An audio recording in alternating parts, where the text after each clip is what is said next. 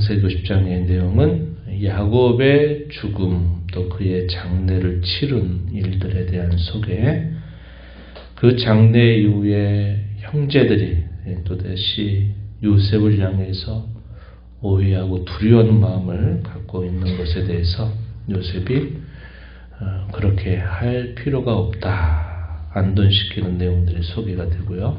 마지막 내용은 요셉의 죽음과 장례에 대한 내용이 소개됩니다.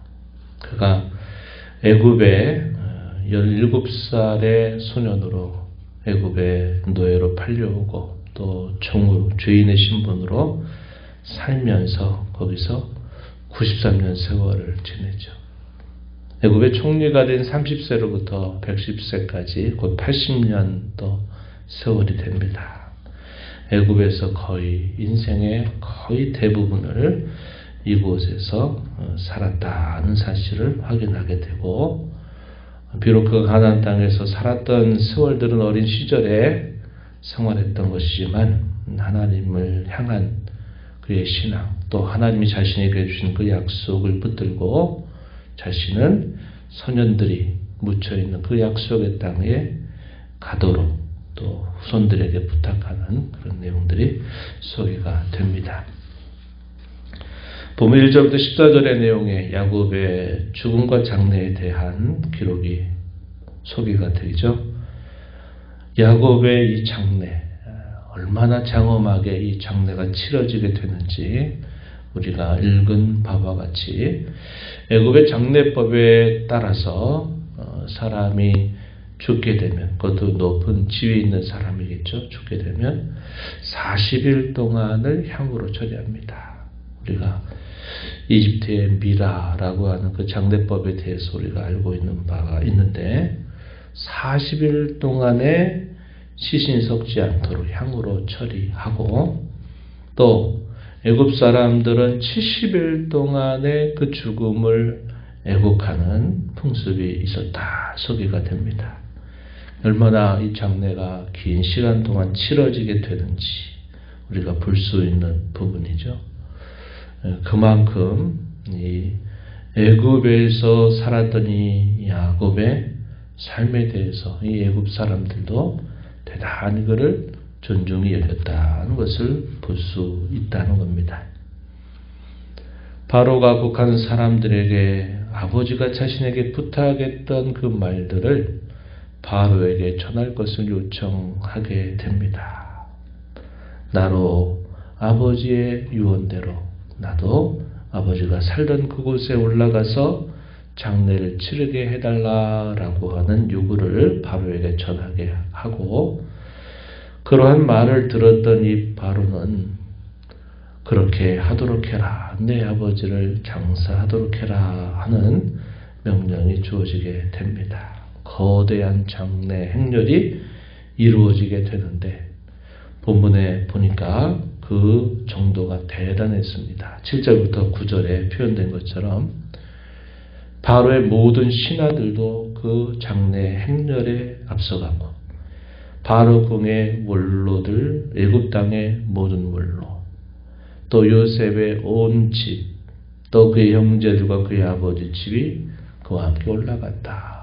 가축과 어린아이를 빼고서는 그 거대한 장례 행렬에 함께 했다는 겁니다. 거기에 또 병거와 기병이 함께 했어요. 그래서 그 장례 행렬이 얼마나 장엄한 행렬이 되었는가 우리가 상상할 수 있는 대목이죠. 하나님이 약속하신 땅을 향해서 가는 그 장례 행렬이 그만큼 장엄한 그런 광경을 이루고 있다 하는 겁니다. 족장 가운데 이러한 장례 행렬을 경험하게 된 사람은 야곱밖에 없죠. 이러한 행렬이 주어지게 됩니다. 성도의 죽음에 대한 성경의 약속은 성경의 죽음에 대한 그 성도의 죽음에 대하여 하나님은 그것을 귀하게 여기신다 이렇게 약속하고 있습니다. 야곱은 보이는 이런 장엄한 행렬을 이루지만 그러나 우리가 외적으로 보이는 것이 그러하지 않다 하더라도 하나님은 이 땅에 성도로 살다가 죽은 그 성도의 죽음을 얼마나 귀하게 여긴지 몰라요. 그래서 가끔 그렇게 표현하기도 하죠. 천국 환송시 이렇게 표현을 하기도 합니다. 천사들이 혹은 하나님께서 이 땅의 수고로운 삶을 마치고 돌아오는 하나님의 품으로 안기는 그 영혼들을 그와 같이 귀하게 여기신다 하는 것을 우리가 생각해 볼 수 있겠어요. 그들이 그 장래의 긴 행렬을 쭉 이루면서 이제 요단강을 건너서 가나안 땅 접경에 이르렀습니다. 아닷 마당에 이렇게 그들이 도착하게 될 때 그곳에서 또 7일 동안 크게 애통을 하게 되고 이 애통이 그 주변에 사는 모든 사람들에게 그것이 다 보일 정도로 장엄한 광경을 이룹니다. 그래서 뭐라고 부르냐면 아벨 미스라임, 아벨 애통. 우리 아담의 자식 가운데 아벨이 있었죠. 아벨. 그런 의미를 담고 있습니다. 미스라임, 애굽을 뜻하는 말입니다. 애굽 사람의 큰 애통이라고 사람들이 불렀다 표현되어 있습니다. 그리고 마침내 어디로 가느냐? 아브라함, 또 이삭, 사라, 또 레아. 그 자신들의 선조가 묻혀있는 가나안 땅 마물의 앞 막벨라 굴에 그 장례를 시신안치 하게 되면서 장래의 긴 일들을 마무리하게 됩니다. 장례를 마치고 돌아온 다음에 이 형제들은 두려운 마음을 가졌습니다. 어떤 마음을 갖느냐? 이제 아버지가 혹시 떠나니까 또 요셉이 우리를 옛적에 그 범한 죄로 인하여 우리에게 안갚음을 한 거 아닌가 하는 이런 두려움을 갖게 되었습니다.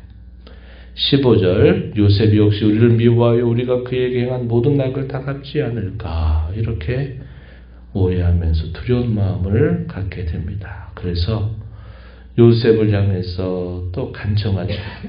아버지가 이렇게 하라고 명령했다는 겁니다. 자신들의 허물과 죄를 용서하여 줄 것을 아버지가 명령했으니 그 모든 죄를 용서해 달라라고 또 간청을 하는 것입니다. 요셉이 이런 말을 듣고서 그걸 좋게 생각했다기보다는 이 요셉의 반응은 그런 말을 듣고서 안타까운 마음으로 울었다 이렇게 표현되어 있습니다. 요셉은 진실한 마음을 담아서 이미 형제들에게 하나님이 이렇게 인도하셨다. 그것으로 인하여 두려워하지 마라.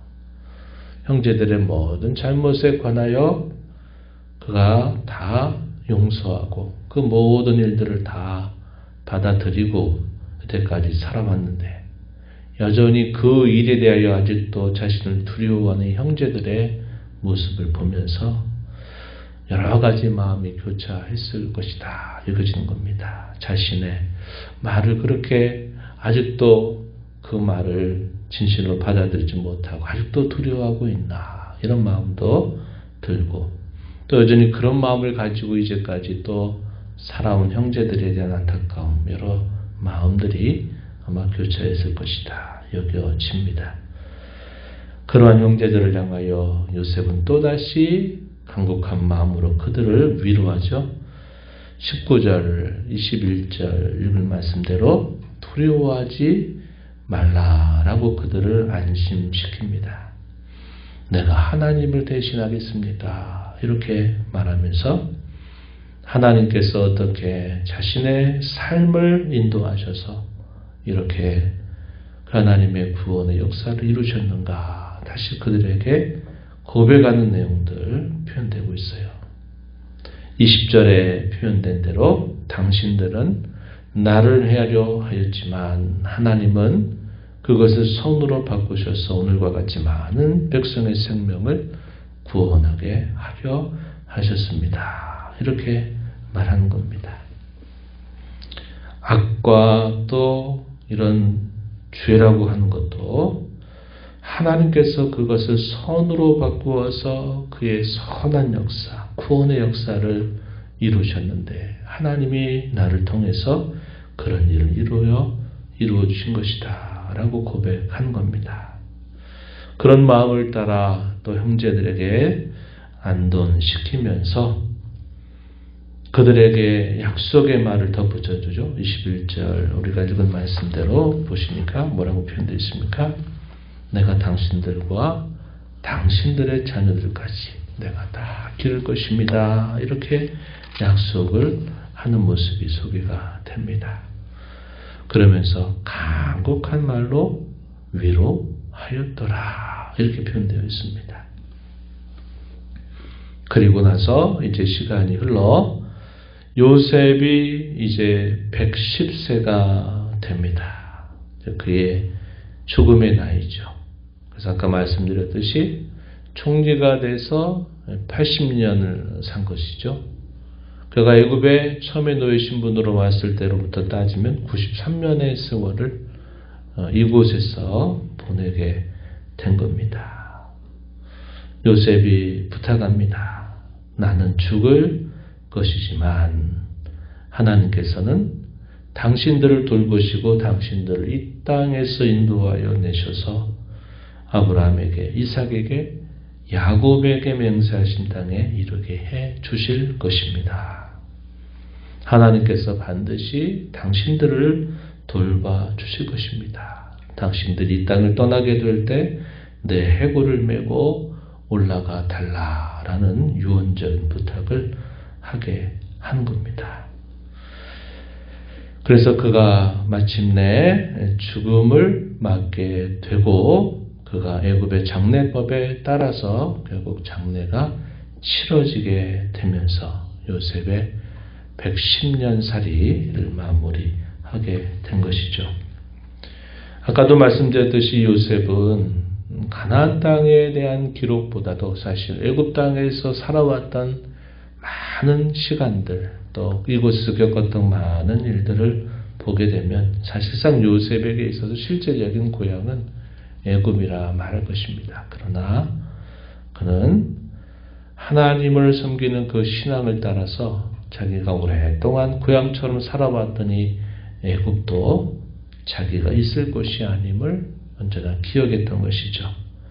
그가 가야 될 곳은 하나님이 약속하신 그 땅이 자기가 가야 할 곳이다 하는 그 분명한 신앙을 가지고 있었던 것입니다.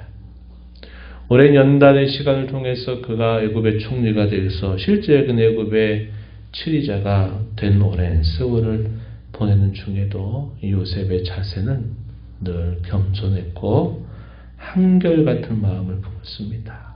자기에게 주어진 권력이 마치 자기가 고생 끝에 얻은 하나의 보상처럼 여기는 자세보다도 하나님께서 자신을 그와 같이 세우셔서 그의 구원을 이루게 하신 일임을 언제나 기억하면서 성실한 마음으로 그의 생애를 살아갔다는 거죠.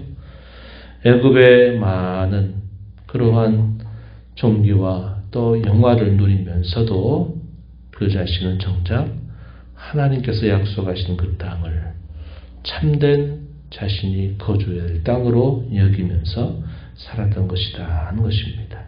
히브리서는 이들의 삶에 대하여 뭐라고 평가합니까? 자신들이 더 나은 본향을 사모하였는데 그것은 곧 하늘에 있는 것이었다. 이렇게 표현해주고 있는 겁니다. 하나님의 약속이 온전히 실현되는 그것에 진정한 소망을 두고서 이 땅을 살았다라는 사실을 증언해주고 있다는 것이죠.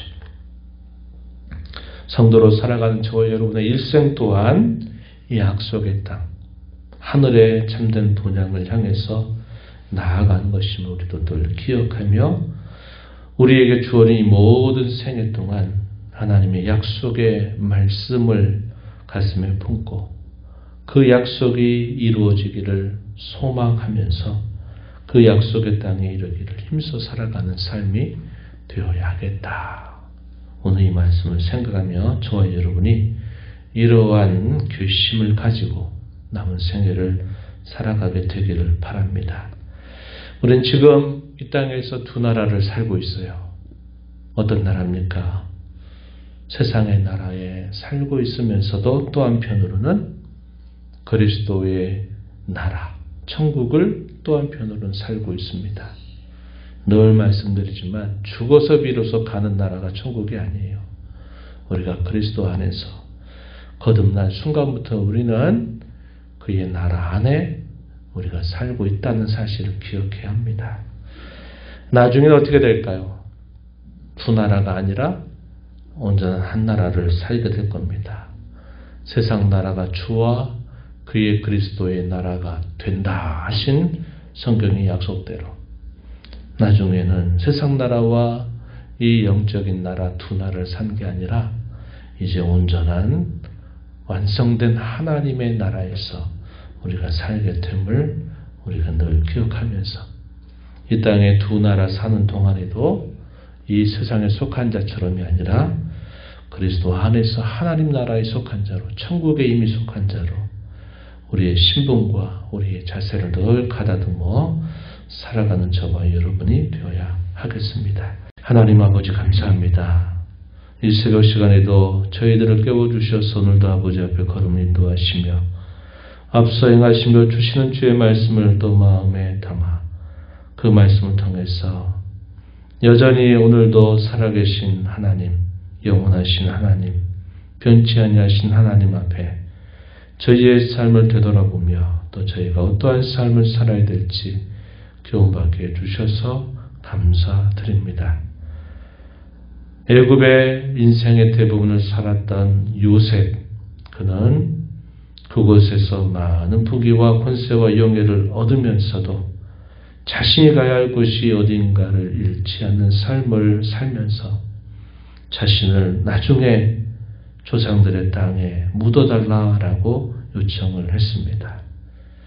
야곱은 여전히 그의 자손들을 향해서 자신이 죽게 된다면 약속의 땅에 묻어달라는 그 유언 따라서 그가 그 고향 땅의 정서를 치러지는 그 과정까지 장엄한 장래 행렬을 이루도록 또 하나님이 그 길을 인도하십니다. 이 땅에 성도로 부름받고 성도로 살아가는 삶이 얼마나 존귀하게 하나님이 여기시는지 늘 기억하며 때로 이 땅에 사는 동안 여러 어려움과 시련들이 있을지라도 그것 때문에 가야 할 길을 놓쳐버리거나 낙심하고 절망하지 않게 하시고 믿음 가지고 붙들고 살아가는 저희들의 삶이 되도록 늘 인도하여 주옵소서. 은혜의 보좌 앞에 나와 아버지 은혜를 구하는 모든 심령들의 간구를 귀를 주시고 응답하시기를 바라며 예수님 이름으로 기도하옵나이다. 아멘.